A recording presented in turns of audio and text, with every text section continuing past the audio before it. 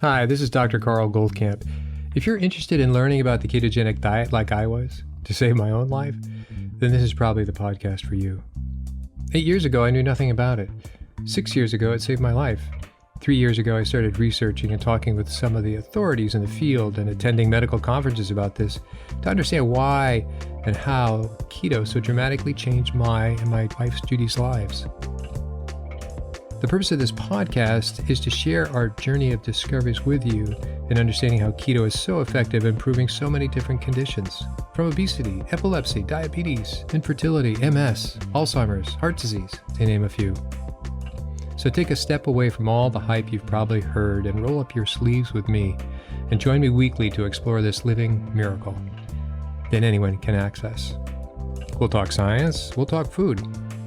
We'll explore its history and evolution to today, which is that the sheer wonder of the ketogenic way of eating has changed untold number of lives, unlike anything before it. And in case I forget to mention it, please join our Facebook group, Keto Naturopath.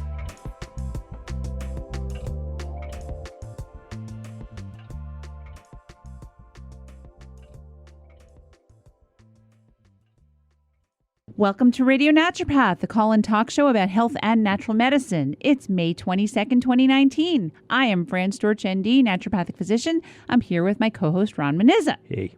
If you'd like to participate in the conversation about natural medicine, you can call 860-486-9487. That's 860-486-9487.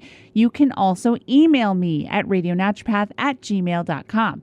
If you'd like to listen to this show at another time, you can check out our podcast at whus.org. You can also check out my Facebook page, Twitter, and Instagram at Fran Storch, ND.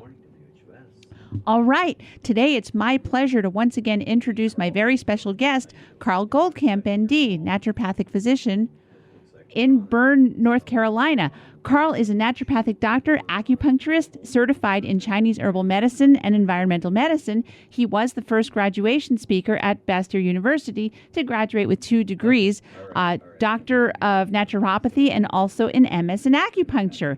He's got over 16 years of clinical experience as a naturopathic doctor working with diet and lifestyle change. He's worked with many, many different conditions.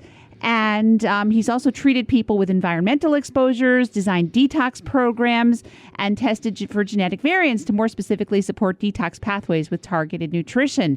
You can find Carl Goldkamp's website at http://ketonaturopath.com. So there you have it. Welcome to Radio Naturopath, Carl. How you doing? Good. How are you? Good. One correction on the address. It's Keto Naturopath, not Ketone Naturopath. But anyway.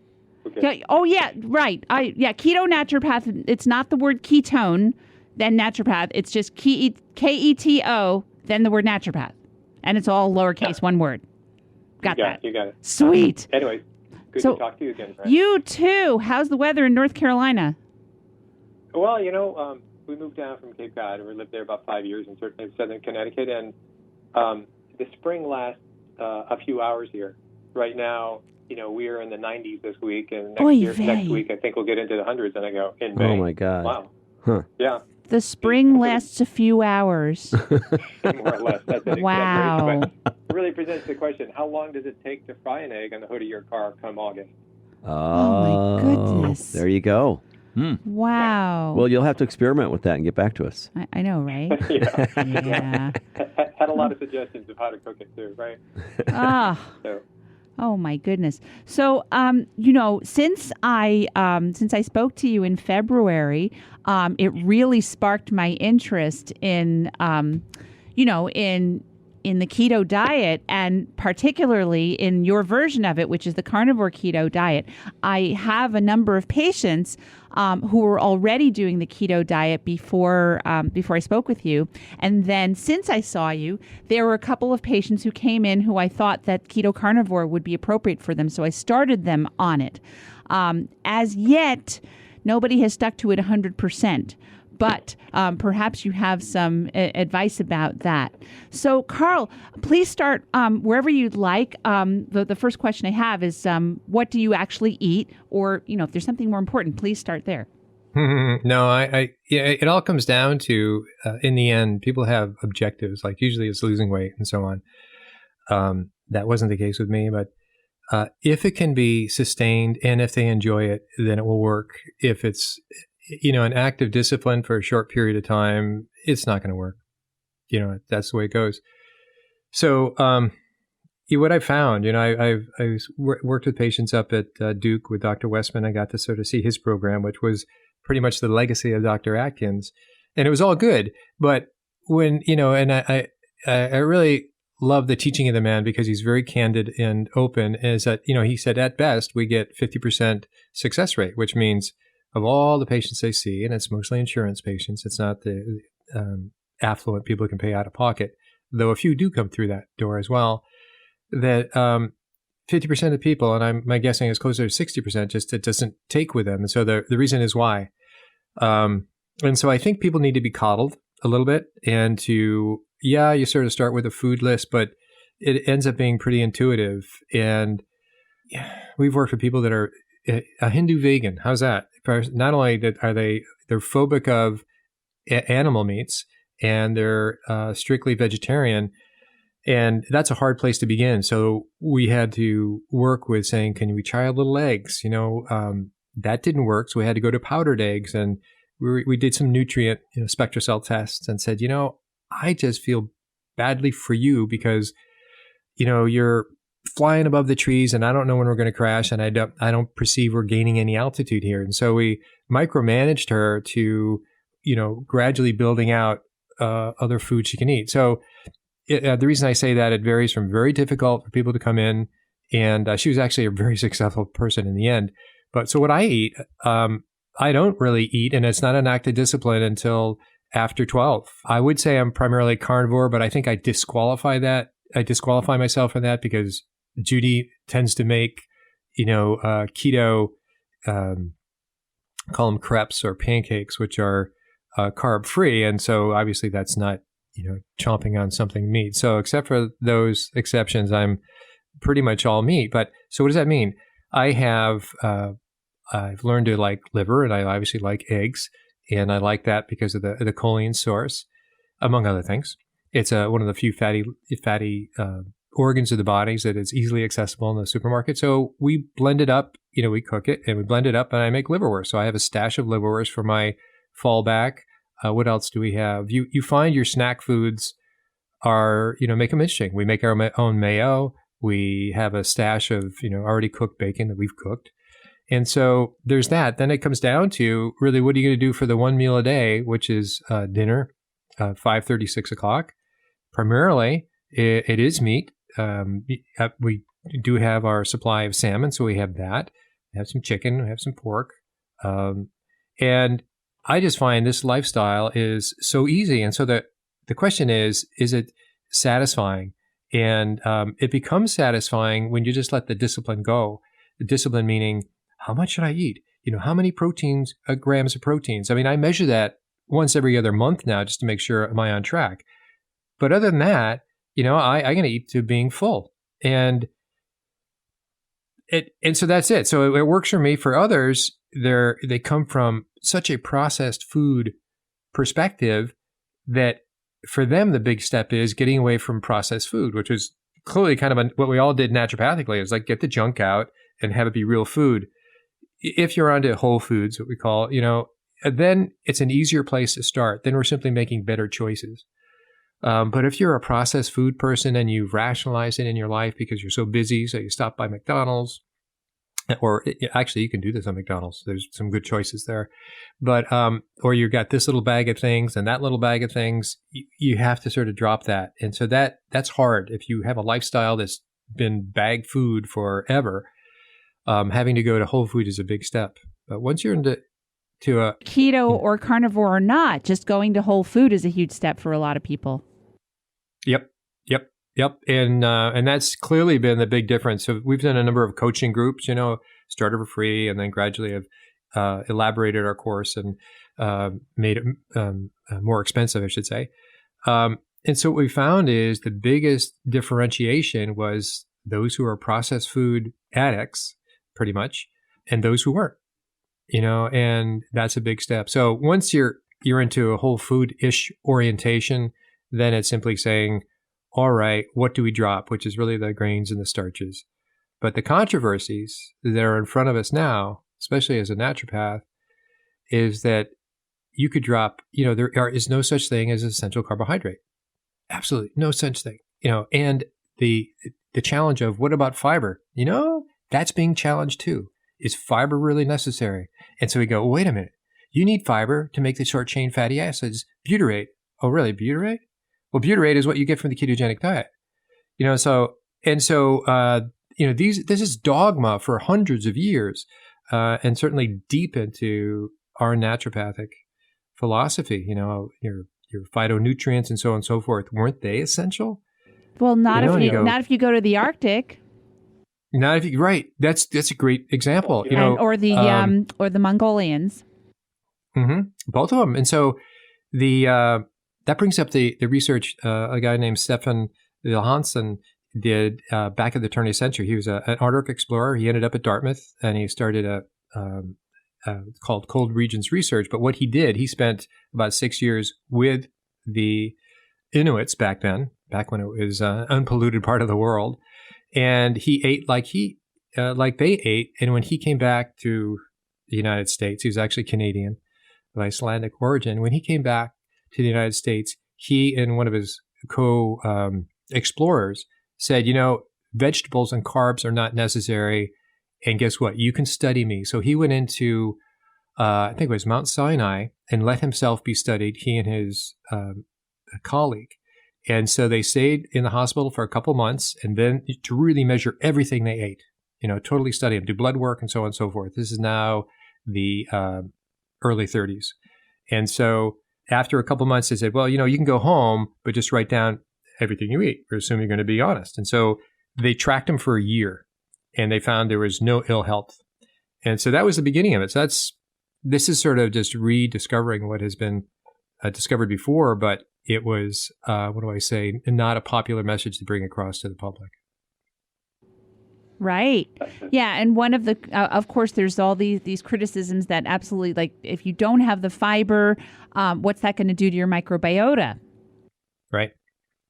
Yeah. It's interesting. That's where I started, right? So my story, to clip it to the last interview, was, I had severe Crohn's and ulcerative colitis from... I know. That's what I explain to people, because I tell your story all the time. I hope you don't mind. No, not at all. No. I figure because it's you have it on the internet, so I figure it's okay. But I tell your story, and I have people say, well, I might be able to do that for a little while, but then I would try other things, or that's not something I can do. And I said, well, Carl does it because it saved his life. He has to do it because the alternative is basically death.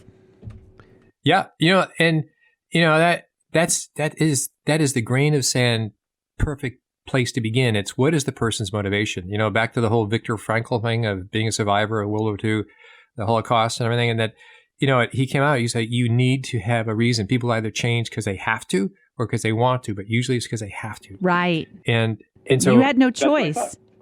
That's right. And so with that, how I interpreted that motivation, and people can say it's fine, you have the motivation, but how'd you come up with an answer? Well, I didn't come up with the answer right away. I went deep into the whole microbiota thing. I went down and to the international conferences specifically on FMT, fecal microbiota transfer. I think it's just called FT now, and learned all about that. I did do that with my wife for 3 months, and so that I talked to the world experts in Australia and Belgium, and it's totally fascinating. And so it brings this idea, what is the perfect microbiota? Well, there isn't any. It's collections of families. If you eat veggies, you're going to have a certain orientation to your microbiota. If you eat meat, and so on and so forth. But what I learned is, we're looking at the wrong end, so to say, because if I change my diet, I change my microbiota. And I know there's industries of supplements, so it's in part as a naturopathic thing as well, and as commercial, is that they go, no, their whole probiotic aspect, and there's a place for probiotics, but I've questioned that as well.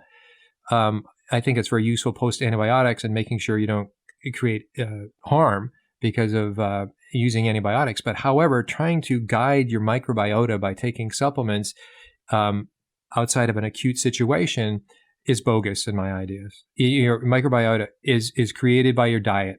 And so really, we got to move up the alimentary canal from the rectum up to the mouth and even further up to the head and saying, what are we eating? And, this is the source of our microbiota. Well, before we get into, I'm hypochlorhydric because my stomach acid. Well, let's get back to the food. And not everybody starts at the same place. Not everybody starts with equal efficiency, but eventually they straighten out, and so you go, well, what's the cause of ill health? At least that's where my mind goes. And it is, I would say, the processed foods, and that we can have as much of the garbage we like to eat, forever. The worst food is the cheapest food to have. And we've been pointing that out for a long time. So that's not a new message, but the message is it drives blood sugar problems. And the blood sugar from there is, obviously diabetes, prediabetes, dysglycemia. That moves on to heart disease. And so that door is a massive growth for a lot of ill health. But that's the door. That is the door. It's not one of many, in my view. And so that's a big deal. It is so fascinating because it goes deeper and deeper. And finally, the serious research is starting to happen just in this last couple of years. So I like going to these conferences and tie into the various people that I interview as well. And so what was my thought here? Some of the current issues are really coming back to not just the components of the food, the macros, your carbs or lack of carbs, or your fat and your protein, and how much. That's all valid. That's a good conversation to have, and it's a good piece of understanding to have. And then you go into the kind of fats, and you go into, what are the better proteins? But we're still, it's still at the same level. It's really the emotional addiction to carbohydrates and what carbohydrates bring in. And this is like, really? Now we're just talking about carbohydrates? We're no longer talking about just grains and starches. The conversation is much bigger than that. And I think this is my reflection on my education, being a naturopath now, and looking elsewhere around the world, is that I feel it's on the verge of saying, I think there was an agenda through our naturopathic education of being very plant-based. I don't remember in my education going, now we're going to talk about meats. And, we talked about protein generically, whether it was a pea protein or whether it was a cow protein. Yeah, I think I mentioned this at the last, when we spoke in February, which was when I was in school. So remind me again what year you graduated? In 98. 98. And I graduated in 95, and you were up at Bastyr and I was down at National. Anyway, yep. So I graduated in 95. So 91 and 95, of course, we were all talking about, you've got to get away from the processed foods and you want to eat whole foods. And there's a lot of issues with, with dairy and with meat, in that, you've got pesticides, you got the whole pesticide because they're high up on the food chain. You've got their lifetime of pesticide consumption and toxins and hormones and antibiotics. And so the solution to that at that time was everybody should be a vegan, that being a vegan was the healthiest thing that you could do. Right. And we've come full circle on that. Mm-hmm. Absolutely have. And, I guess that, so back to that grain of sand point of motivation about, for me, it was about saving my life. And I then had to say, well, you're not a dummy and you don't need to be Einstein to figure this out. So go do it. It's sort of don't be perfect. So I'm so glad you did, because what you did is going to help so many people. Here's hoping. I think so. And it's interesting. So if you can find it, we can simplify this in saying you have to find somebody's why. But usually, if they're coming to our office, then it's because they have pain, and so you have to sort of line up their pain with the motivation. But well, the first patient that I put on that I said, "Why don't you try being a carnivore?" The way it happened was. I was talking to her about what she was eating. She had pain all over. She's an older lady, and she had pain all over her body. And when I talked to her, she told me, I'm not a big vegetable eater. Oh. I said, you're not, are ya? I said, why don't you try this? And I talked to her about this lifestyle, and she was game. And my next visit with her, I don't know that she's sticking to it 100%, but but the next visit she had lost a bunch of weight, and her pain was much reduced. And so her motivation is a lot of, debilitating musculoskeletal pain. Yep. So that was that was the thing is with you. I mean, people can live with a certain amount of pain, and people can live with a certain amount of body fat. You can't live if you have severe Crohn's colitis. Did you have Crohn's or ulcerative colitis, or did you have both? I had both. Yeah. Okay. So you had Crohn's colitis. Yes. And to just to clarify, Crohn's disease and ulcerative colitis are inflammatory, are in the category of inflammatory bowel disease. And ulcerative colitis, when you're talking about ulcerative colitis, you're talking about ulcerations in the colon. So you're pretty much specifically talking about the colon. And then you can have inflammation. Crohn's disease is an inflammatory bowel disease that occurs anywhere from mouth to anus and anywhere in between. And so there's inflammation as well. There's characteristic histology, meaning there's characteristic cellular things that you see. And one of the really dangerous things with Crohn's disease is the inflammation can become so severe you can get blockages. And it is possible to get them together. And some people, they're not sure which diagnosis. And in the end, it doesn't matter. Naturopathically, we treat them both, and we think of them both similarly. I wouldn't say exactly the same. And you're going to. So in your case, of course, you're treating them the same way. So inflammatory bowel disease subsets Crohn's and ulcerative colitis are not irritable bowel disease. They're not the same, or not irritable bowel syndrome. They're not. They're very different. One is a functional condition where you have no histological changes, no changes in the cellular structure, and one is a very serious inflammatory disease that can predispose you to to gastrointestinal cancers. Mm-hmm. Yeah, I see it basically as a spectrum, even though we don't have all the dots in a row. So, right, that it's a spectrum, that people have varying levels of inflammation in their bodies and in their digestive systems. The thing we have in common naturopathically when somebody comes through the door, generally, classically I should say, is that we're trying to reduce inflammation in that part of the body. Well, obviously, that's what everybody's trying to do. And so allopathically, meaning MDs for the most part, they give very strong medications. I've been on them. You have to, and they're trying to shut down your entire immune system. For instance, tumor necrosis factor alpha. So they said, well, if we can just block that, we'll block, and so it is and I'm trying not to be critical. I understand, it had to save my life. So my wife thinks for the couple of months I was on those meds that it helped me. I don't know, because it had a lot of other side effects, but that's the thinking. So you actually took some monoclonal antibodies.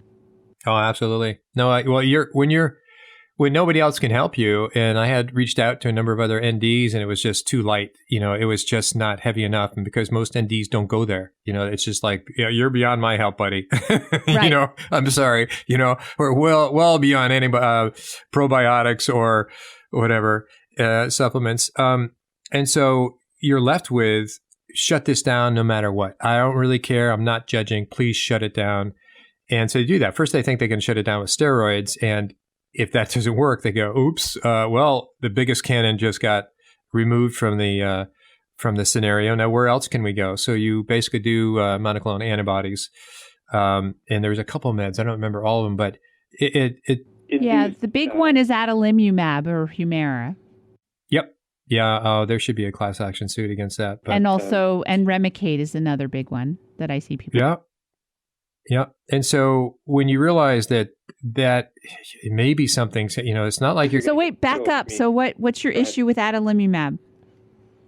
Arthritic. In other words, when I came back in, and it was really interesting, I reported this to the second doc that I went to and said, maybe it's helping me internally. We can't look at that on a regular basis. They would look at your mouth to see you're not getting ulcerations, as you mentioned. And they said, well, okay, I guess we're not causing a problem.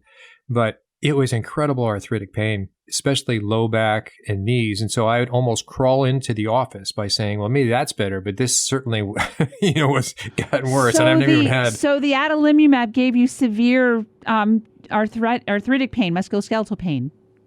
Yep. Wow. And you know what's funny? You know what's funny about that? You know where the acronym HUMIRA comes from? It stands for Human Monoclonal Antibody for RA. So right. It's basically, and so you go, wait a minute, this is target. Right. It makes no sense.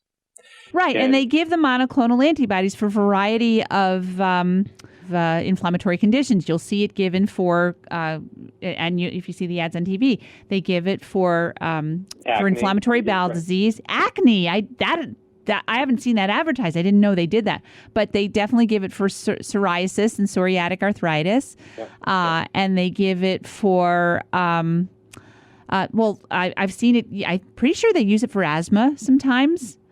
They're finding more and more. If there was a period of time I spent a lot of time in doctors' offices, of course, and so you go through all those magazines, and HUMIRA is in every magazine you can pick up in a doctor's office. Yes, for numerous conditions, and certainly they give the monoclonal antibodies for rheumatoid arthritis.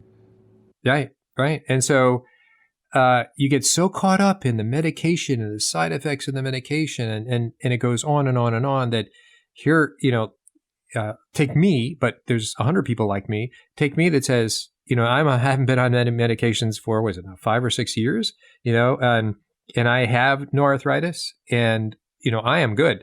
And so people are on carnivore, and one of the things that people go on carnivore for is for arthritis in general, whether it's OA or RA. Yes. And who would have thought you could put OA and RA in the same category with the same treatment? That's not how I learned it. And also PA. I see so many people diagnosed with psoriatic arthritis. And I don't know if it really is psoriatic arthritis, but that's what they get diagnosed with. They get psoriatic arthritis. I see psoriatic arthritis. I see just osteoarthritis. I see rheumatoid arthritis. And then I see people get diagnosed with polymyalgia rheumatica. Right. And they're all candidates for this, I think. They are. So the fun that I'm finally starting to have in terms of treating people, and we just basically have a program, small program, about 10 people. It takes about 4 months, and I do line up the labs. Now you can go get labs independently, and go, hey, you're going to go get these labs. And so, we really started to do a before and after, and it's mostly for the education of the patient. They just want their symptoms to go away or their weight to go away, but usually the problem's a lot bigger. If most people are unaware of, their hemoglobin 1AC. It's, they say, no, I have pain. Why am I looking at, H1C? Well, it's connected. Believe me, it's connected. You line these things up and you go, I just sort of see the pattern and saying, this is such a wonderful, holistic treatment for so many different things because of not just the insulin sensitivity, it's dropping down. And by the way, let's say we all stopped carbs. It's not going to cure the world because we can make glucose, Yes, you can always do gluconeogenesis. That's right. And you can also, and you have tens of thousands of, is it tens of thousands or hundreds of thousands of calories available in your fat stores? You have lots. I mean, you have a combination of not just your fat, but of course your glycogen, muscle storage, and that's an independent variable as well. But the reason I mentioned, the opposite of insulin is glucagon, and you don't hear anybody saying, "Oh, his glucagon is up." Nobody takes glucagon. The last time you heard glucagon was in your physiology class in med school. That's true. We don't really think about glucagon. Please explain what is glucagon, and just give us a refresher on it. Okay, so glucagon, so insulin, it's a seesaw. Generally, it is believed they're in opposition. One's up and the other's down. So insulin's function is to kind of a thermostat sense a level of blood sugar, glucose in the blood, and then saying too much, and it shoots it off to store it in fat. Initially, it's the fat, on your body, and eventually we start running out of other places. Well, doesn't it also send it to the liver first to be stored as glycogen? Yeah, there's that. It has a number of addresses in which to shoot this stuff away. And so when these addresses start to get filled up, they go, we're running out of addresses. We got a new one? You got a new place we can store? So, and that would be the last place to go. The repository of the unused glucose is your fat cells. Yep. And that's why you get, you can end up having, fatty liver and a fatty lot of things. I mean, you eat a lot of fat around your heart that shouldn't be there and so on. Anyway, so that's the insulin side. So the glucagon is the other side, saying our glucose by sensor is, so we're saying, simplifying it, is something that says our glucose is too low. We need to make some glucose. And so it can easily make glucose. So it makes glucose. So hence gluconeogenesis, simply making new glucose. Yes. And so that's sort of the opposite way. How you get to turning on gluconeogenesis, yes, there is a sensor that says, wait a minute, and a cascade of other hormones that turn it on. But the main one is stress and cortisol and epinephrine, norepinephrine, et cetera. It's that voice that goes back millions of years in our evolution that says there's a bear or a wolf or a lion chasing you, make glucose, and let's get this body out of here. Climb the tree, run as fast as you can. So that's part of what we're about, is our ability to make glucose instantaneously fast and available for the whole freaking body. And so, okay, that's good. Well, now you come into this, and this is why stress is such a hugely interesting. I mean, that was my door into this, obviously, but what it does is that you can be on I am being a little facetious here, a high carb diet by being stressed, chronic stress. Absolutely. You're hitting your, we'll call it cortisol, but it's a little more complicated, but cortisol will work. Cortisol is now signaling on a regular basis, regardless of what our glucose levels are, measurable glucose levels are in our blood, hitting the glucagon saying, more please, more please, more please. And that's why people can say, I don't eat anything and I'm getting fat. Well, you besides having some sort of pathology, right? And I always tell people that, that one of the treatments, I try to emphasize, and for almost anything, certainly for fat loss, but for many, many other things, I try to emphasize to them stress reduction. It's not just if you reduce your stress, your irritable bowel will get better. Stress reduction is a treatment for your IBS. It's just as important as taking, peppermint oil or a probiotic or changing your diet. Reducing your stress treats your IBS. Reducing your stress treats your inflammatory bowel disease. If you are highly stressed, it will be orders of magnitude harder to lose weight. And then if you're stressed and you're also postmenopausal, oy vey, because you got a number of things working against you there. But stress, because a lot of people want to lose weight, and a lot of people who come to keto, they come to it because of fat loss, because they've tried everything else and they can't seem to lose weight. But stress is such a huge part of it. I mean, if you are chronically stressed, and if you're chronically stressed in peri or postmenopausal, even worse. It can stymie your fat loss, even if you are on the perfect diet for you. Mm-hmm. And it's very simple. You have high cortisol. Cortisol's job is, just like you said, cortisol is there so that you can run away from the bear or the lion or the macaw or whatever. And its job is to look around and find whatever it can and put sugar into your blood so you have energy to get away from that bear. And so if you've got 100 tiny little bears chasing you all the time in the form of school and work and getting your kids from here to there and taking care of an elderly loved one or taking care of an ill loved one or friend, then you have this constant dumping of cortisol.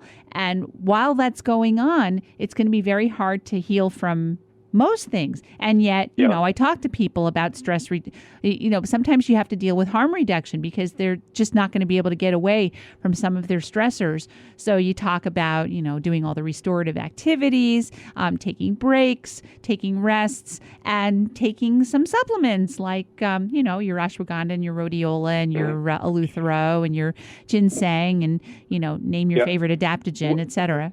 Right. One of the things that doesn't come up when we talk about stress is, and you could put steroids in here, so the medications are the same thing, these medications, is that we now have the explanation of just what you said, you will gain weight and you're going to be driven, is that the appetite for 100% carbs is huge. And you can go right back as if you were on a high carb diet, meaning your body has now induced all the blood sugar, all the glucose you wanted. Well, when it takes a break and that drops, suddenly you're going to get just like you had a high carb lunch and your insulin comes in and shuts it all down. Now you're hypoglycemic. And you're hungry. And now you go, oh my gosh. And so it sets up the pattern, even however unintended, that you're going to go for carbs. You're not going to go for a steak after that. So you now are feeding in those troughs, meaning when the glucose is dropped, and with all the carbs. And so now you've amplified that. So even in a high stress diet person, and the way I summarize it is when you do stress management, you're really talking about anti-inflammatory management. This is why we're doing it. So, but as you get into actually producing ketones, measurable ketones, what you're now doing is that you're producing increase in GABA, gamma aminobenzoic acid. And so so GABA is the meditation hormone, if you will, among other things. It's, gabapentin. I mean, there are so many things are based on top of this. I don't know if GABA, I looked at GABA, the mechanism of action for gabapentin. I think it's related to GABA, but I don't know if it really does, enhance GABA signal. I'm not sure exactly how it works, but it's not exactly Yeah, well, one's a that. medication. Right. No, my point with mentioning that is that pharmaceutically, they're trying to get GABA stimulators as tranquilizers, right? Yeah. So you have Which your sort of makes benzodiazepines. sense. Right. It just gets overdone. People want to be blissed out. But so back to GABA. GABA is the opposite of glutamate, which is, glutamate's a stimulator. So whether now whether we're talking about autism or anybody, you're now bringing, not so much you're tranking them out, you're tranquilizing to the point they're non-responsive. No, it's impossible to go in that direction, non-pharmaceutically, that is. And so what you're doing, you're providing a balance, you're bringing it back into balance. And then that balance, even though people are going to feel, if they've been so stressed, they're feeling, gosh, I'm feeling pretty calm now. What the heck is this about?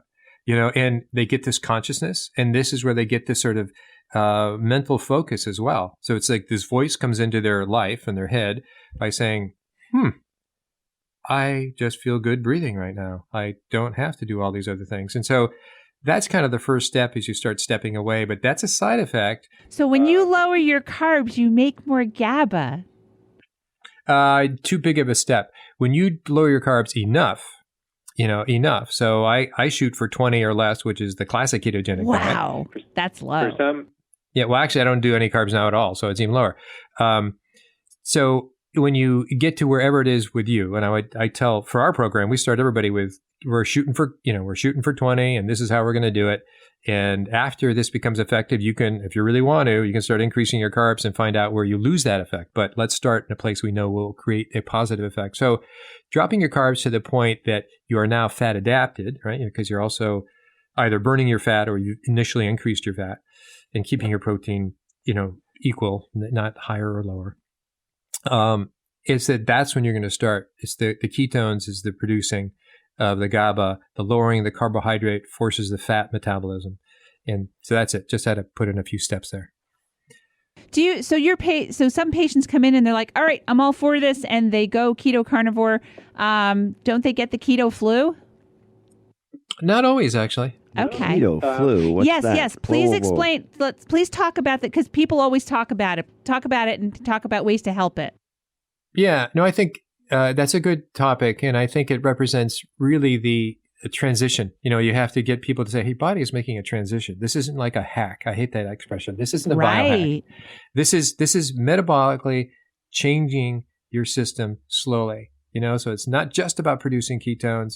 It's about these other levels that are going to be, and it goes on for years, actually. So what the keto flu is, the guess on this is that you're having an electrolyte change, and your electrolytes have fallen behind. And so you might even get muscle cramps. You'll get sort of aches and pains and so on. Some people, it could be addiction to the foods they're leaving as well. So it's a bit of a vague, but I would go with the electrolyte. I wonder if the keto flu is it's true, because all of a sudden when you go off carbs, when you stop eating, you suddenly stop eating a lot of starchy foods and carbs and things. One of the first things that happens is you pee for 3 days, at least. I mean, you lose a lot of body water, and you notice that you go to the bathroom. I know even if I just, go on a sugar fast, that happens to me. That will just get rid of a lot of fluid. So that's one of the things that happens, and that can lead to an electrolyte imbalance. I also wonder if part of the symptoms that people feel are their hormones have to reset. So their insulin has to reset, their cortisol has to reset, their norepinephrine has to reset. And so if you suddenly drop your carbs, of course, it's that thing happens where, you're suddenly, you're not putting in the carbs that you're used to. So you've got that insulin effect or you get that cortisol effect where you're trying to put sugar into your blood and possibly glucagon as well. But if your cortisol suddenly steps in and tries to put more sugar into your blood, when you have high catecholamines, that's part of what gives you the symptoms. And so that takes a while to reset. And some people, do you believe that, do you think that this is stepping out on a ledge a bit, but do you think that everybody can do keto carnivore, or are there certain genetic types who do better at it? That's such that. I wanted to hold that point. I want to backtrack on the electrolytes for a second, because when people do make the transition, the two things they do have to be worried about is magnesium initially and sodium. And so the idea, we call it carnivore, call it the ancestral diet, however, back then there was the expression, actually not but 100 years ago, it was a person is worth their salt, meaning salt was rare and salt was one of the things we really coveted. Now we have as much salt as you possibly want, and hopefully have a good quality. So salt, sodium specifically, is something that needs to be taken. So that's another opposite of what our people were used for before. It's like, don't put too much salt on your food because you're going to get hypertension and all this other stuff. It's like, no, now it's necessary. So there's that. Magnesium is the other one. And it's not like, oh my gosh, I have to supplement magnesium, even though I have some on hand and I have CalMag. But for the most part, I just up my sea salt. I put sea salt in my coffee. And I actually don't put it on my food. It's just that I have never been a salt person, so I make sure to put it in my coffee and sometimes my tea. So I'm good with that. Okay, back up just a second. Sea salt in your coffee and your tea. You gotta tell me why. Well, actually, it takes the bitterness out, and I'm finding a place to put the salt that I like it, and now it's just become habitual with me. He doesn't like it on his meat. Okay. Like you do. Yeah. Okay. I like it on my meat. And he doesn't particularly eat salad. Or as I recall, you said you eat little bits of relishes every few days. Is that right? And that's, I would say, every few months, because I think you visited us in Mystic. So we made so many, we have a basement full of relishes now, vintage, that we use, periodically on our food, but it's not like a discipline at all. It probably takes a couple of months to go through a jar. So it's not very much at all. So no, the only veggies I would have is if I'm out in a social gathering and it's too much attention to avoid my salad, then I'll have my salad. Whereas we grew and made salads for decades. But anyway, so salt is important. So wherever you want to put it, it's obviously in our mayo and so on and so forth. I put it on our liverwurst. So there's a meat combination. So I am aware of the salt, and actually salt sensitizes your insulin. So it's a good thing. So yeah, it's a big deal. So other than that, you sort of keep an eye on magnesium. It's not something you have to check. Some people simply say, take bouillon. Bouillon's a fairly good source. It never worked for me. Since I'm the naturopath and I can get a supplement, I put that back there. But I only take magnesium if I feel muscle cramp, usually my calves, maybe my hamstrings. And other than that, my mind doesn't go to that. It's just salt. And so that was that part. So that's the keto flu, and that's how I would do it. Some people can go out and buy a supplement that's for all their electrolytes. Is that better? I don't think necessarily. I think the more you force your body to do, so it's probably a good, healthy crutch, intermittent, and it's obviously it's all the electrolytes. Helping people to stick with stuff is a big thing in naturopathic medicine. So when you think of the thing as a transition, think of what are the things that we need to help people with so they don't get, easily deterred and say, I quit. Because in this culture, it's very easy to quit because they don't know who's telling the truth. I totally buy into that. So anyway, so on to the other thing. You're talking about, is there genetic predisposition? Some people do better than others. What you're really asking is this whole new thing called, not new thing, since 2003, genomes, and looking at SNAP, SNPs, singular nuclear polymorphism. So interesting story on that. Back in, I think I had just left the Mystic office, our own practice, and I started getting into 23andMe had yet to be out. And so I was in, I think, some conferences I went to, I was introduced to MTHFR, which is a SNP. It's a methyl tetrahydrofolate reductase.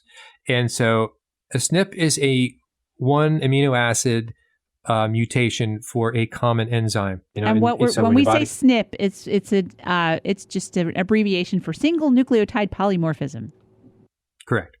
And so MTH, so this is now 2007 to 2010. I was invited up to lecture annually for a couple of days on SNPs that we knew then, and their maybe increased vulnerability they would give to certain medications. And so we looked at, it has to do with B12, folic acid. So what kind of medications also deplete that? And so it got deep into it, and it was a lot of fun, but that was kind of the focus of those things. And so now you'd say, well, I was definitely excited about the genome and the genome research. So I would say in a normal diet of high carb and high fat, those are relevant issues to have. And when we slide into the ketogenic diet, as you said, things get resensitized. Talked about hormones, cortisol, and so on and so forth. And we find that a lot of people on keto actually have a lower thyroid hormone, but they're not hypothyroid. They don't have the symptoms, right? So it's the opposite of subclinical hypothyroid. It's clinical. Yeah, that's one of the things that they tell you to look for, that the person's T3 will go down. Right. And so then the question is, just because it went down, does it need to be supplemented? That's a good question, because I've been doing that. Because I have supplements that can help. Like I have patients on keto who their T3 drops, so I help them with it. Right. So this is the re-referencing and getting the data of all these different things that are changing. So speaking to hormones, I had my hormone panel done on me. And this is a guy now 5-6 years on keto through Dutch, dried urine, comprehensive hormone panel made by Precision. It's out in Oregon and considered to be the best method of tracking all your hormones. And so they do give you everything. And you have nearly a 24-hour period of peeing on a strip and then drying them out and sending them in, and they give you the graph back, and it's pretty interesting. And wow. You can call up, have a consult. So what did I find? So per patient report, for my story telling you, I'm fine. Well, when I look at this, I got my androgens are low, and this was that. I'm thinking, well, this is one poor sucker. Who is he, by the way? And so what I'm saying, and actually, I am one that has this MTHFR SNP and others that cause a lot of issues, and yet they have a methylation part of, are your hormones being methylated appropriately? I was a high methylator. So tying all these things together, what we don't know is that there was one study that came out that actually looked at microbiome and so on and so forth, that shows a fat-adapted person, a ketogenic person, actually increases their endogenous, self-made folic acid. And it didn't, and so therefore it affects the folate cycle, the methylation cycle, and beyond what it said, because it's only a study of one so far, and actually it came out of a fatty liver disease study, that is like, well, does that beg the question that a lot of these SNPs are now irrelevant in the world of a ketogenic diet? And I would say, arguably, in the world of the millions of years we lived in a ketogenic diet.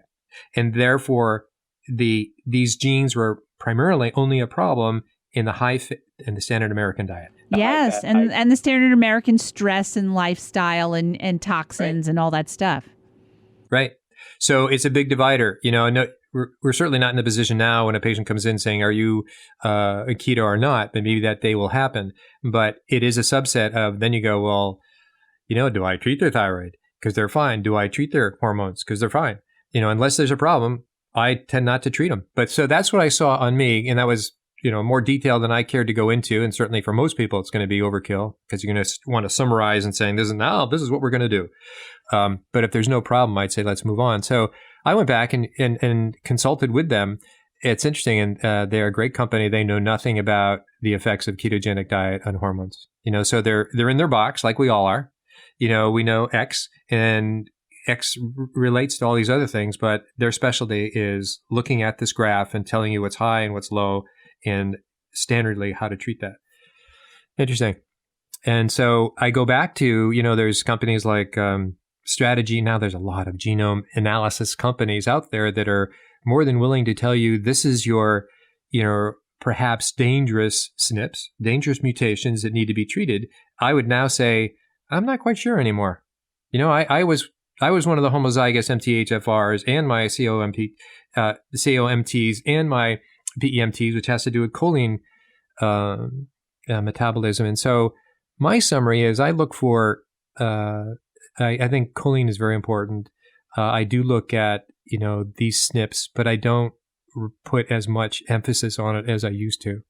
I find it's fascinating. It's potentially a very deep rabbit hole to bring somebody into. They can go, oh, this is me. I could get this. I could get that. Could be my problem. And suddenly, it's like SNP narcissism. Oh, It's like, let's pull back here and see the big picture. The reason we did this is just to sort of see if there's anything egregious. So, and also the ApoE4 or, 4 to say, well, that is associated with dementia and Alzheimer's. However, it is the best responder to a ketogenic diet, meaning low carbs. And so these are the things you put together. And the reason I even care to open up the genome thing is it's almost getting to be in common parlance. It's like, oh, look at my genes. So you don't want them to go crazy, but you want to sort of mollify that whole little anxiety they might have. So we cover that. I was giving a talk and somebody said to me, if I have a certain gene structure, can that be overcome? And I said to them, well, genetics are not necessarily destiny. In order for a gene to be a problem, it has to manifest. And it isn't necessarily going to manifest. And if it's not manifesting, you don't necessarily have to do something about it. Right. That's wise advice. Even with the MTHFR, if somebody's perfectly healthy and they're homozygous for C677T, and yet they're healthy and they're eating well and they have a good life and they're happy, why do you have to give them B12 or why do you have to give them methylfolate or you don't necessarily have to. Right. Absolutely. So I find that's very fascinating. It gets better as I go deeper. You want to go back on the MTHFR. Back when I had discovered it, it was basically through, I didn't have a large autistic practice, but I did find the highest correlation of MTHFR was with autism. And so it did make me say, there is some relevance here. Let's go deeper with it. And that's what got me into that. Now I would say I wouldn't ignore it. I would also say, can we get said child on a ketogenic diet? Is it possible to move in that direction for the whole GABA aspect? Oh, and, yes. In the microbiome change. So that's really hard though with kids in the spectrum. What I see with kids in the spectrum when the parents bring them in, the kids are so particular about what and if they haven't been raised eating a basically whole foods diet, they've been raised in sort of a conventional American sort of diet. They've got the things that they like, and the parents just get them fed. It can be really hard to have those kids change their diets. Yeah, no, I agree. There's a documentary I saw it, I think a couple of years ago called the Magic. I think it's called the Magic Pill, and it puts the people attempting the ketogenic diet in a number of different, the elderly, something about arthritis, and somebody I don't know if it was post-heart disease, diabetes, but they also focused on an autistic child. And it brought that family how it got to be outrageously difficult. And then there was a snapping point in which they just provided no alternatives, and you wouldn't believe the behavioral change. And this little girl happened to be, was those little goldfish, the little crackers. Yeah, sure, red little crackers. That was her go-to food before. She had crap for her diet, and now, finally, first removing and enduring, it was just incredible what they would, enduring it, they went as far as making bone broth, and everything was, a ketogenic diet with veggies. And now the child won't go back to anything else. This is what she'll take. So there was such a behavioral change in this child, strictly about dietary change, that you had to ask. It's an N of 1, of course. I don't think there's ever going to be an N of 40 for a study for a lot of reasons, but there'll be a lot of N of 1s. There'll be another N of 1, but that point of, and this is hard for a physician, for anybody to sort of say, this is the right direction to go. I'm not saying it's going to be easy for your first step. It might be progressively more difficult, and then it's going to be starting to get easier to the point that you're going to forget that you ever had a difficult time. But to say that the transition, now we're just talking metabolically, your body's having to do some work here, and we're going to help you out with it. Maybe that's where the supplements come in and various other ways. But eventually, you're going to have your own pair of skates going out in the pond by yourself and knowing how to skate and not have to worry about it, meaning that that's life is going to work out that way, and you're not going to feel restricted. But initially, they're going to go, what, no cookies? Can I have Diet Coke versus Coke? So these conversations of, well, that's marginally better. And if you want to say yes part-time, say, but that's going to be taken out too. We're going to get to real food. Remember how your grandparents ate? They didn't ask this question. Yeah. Right. And say, if your grandmother was in the room, what do you think she'd say? Oh, I don't want to go there. Still living with your grandmother then, huh? I did live on a farm, yeah. But my grandmother, never mind. She, my grandmother taught my mother how to cook, and that is that you basically cook things until they are completely and ultimately dead and will never come back to life. Those poor women, again. I think they were angry. They were not happy people, and they didn't like, pleasure was not something that came to them easily. Yeah. So where you're very much about the pleasure of cooking and eating good food, and like you and your sister did a 180 on that. Yeah, big thanks to Wally. I think my dad was the because he liked to eat good food. Well, he's Italian, he's like Italian. He had a little more pizzazz, a little more life to him. Yeah, Ron is like one of those classic, earlier in the century when Italians migrated to Connecticut and started farms and stuff. He's comes from that stock. His mother does not. No. Yeah, mother was a League of Nations. So yes. All right. So Carl, we've got 2 minutes left. Please, if you could give us one more piece of amazing advice, and then we'll wrap up and tell people to get a hold of you, and then talk about the fact that we're coming to North Carolina in a month. So you are. Wow. Yes. Yeah. Oh, absolutely. Yep. Well, that would be neat. I would say then the most exciting part that I find, and I'll be releasing an interview for our podcast of a psychiatrist from Harvard, is taking keto to psychiatry. And so it's treating bipolar, schizophrenia, obsessive compulsive disorders. It's difficult. Can you imagine? We just talked about autism, and there's another show. It's like, it's exciting, and yet it's pretty dangerous. Because they send their patients go home, and now you're saying they're going to eat differently. You know how hard it was for them to stay on their medication? And so now we're talking about diet there. Anyways, it's obviously working out successfully for many. And it's dramatic. And I would say it's an extension of what we talked about, the GABA, and it goes well beyond that. Yes. Well, and that's what you've heard of the GAPS diet, right? Yeah. Yeah, and so that's the idea that the GAPS diet starts out when you start on the GAPS diet, you're basically eating bone broth and maybe some meat, and that's it. Right. And that's how they start, and that's how they induct you into the GAPS. And the GAPS diet is basically a healthy, low carb. I don't know if it's actually ketogenic, but it may be. But it's just a low carb diet, and they start you basically keto carnivore. Yeah, isn't that interesting? And when you track that back to a lot of roads lead to the same destiny, so to say. Whether it's well, good. Well, it's good to talk to you guys both.